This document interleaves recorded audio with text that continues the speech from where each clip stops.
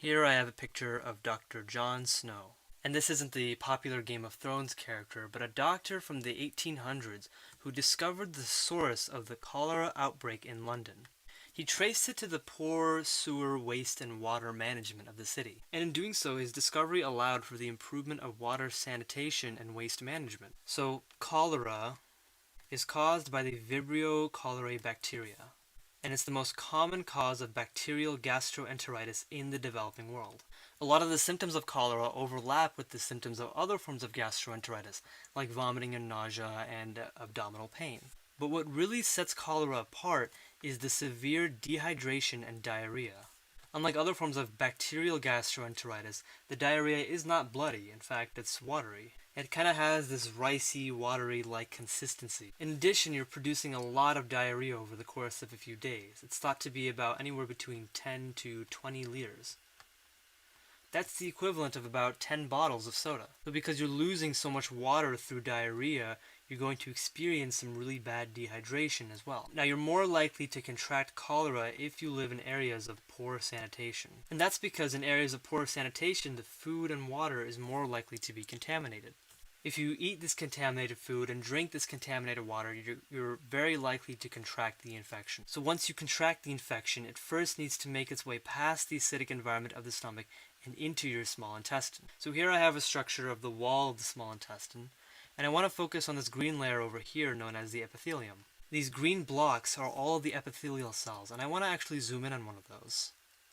So this is our epithelial cell.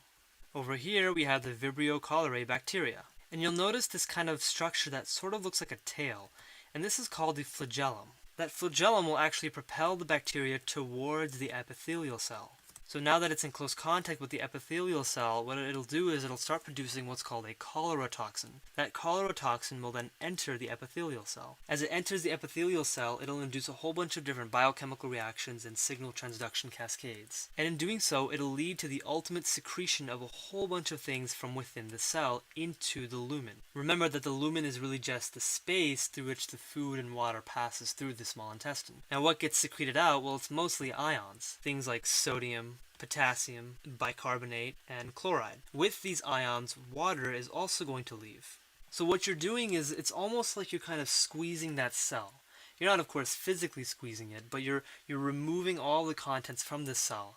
And that's really where the source of the dehydration and the diarrhea comes from. So not only are you preventing the cell from absorbing water, you're actually removing water from your body. Now, if you have these kinds of symptoms of dehydration and diarrhea, you may want to go to the doctor to see if you have cholera. What they'll do is they'll order a stool sample. They'll send that sample off to a lab to evaluate its contents.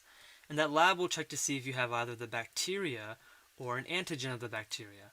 And an antigen is really just kind of like a marker of the bacteria itself. If it does, then we can confirm that the person has cholera.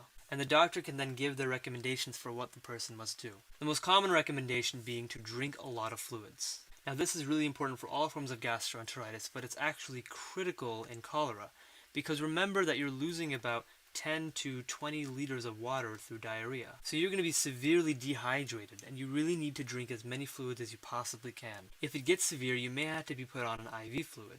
And in some cases, right, depending on the patient, the doctor may also prescribe them some antibiotics. This will try to help fight off the infection. But again, it really depends on the individual person and what the doctor thinks is best for them.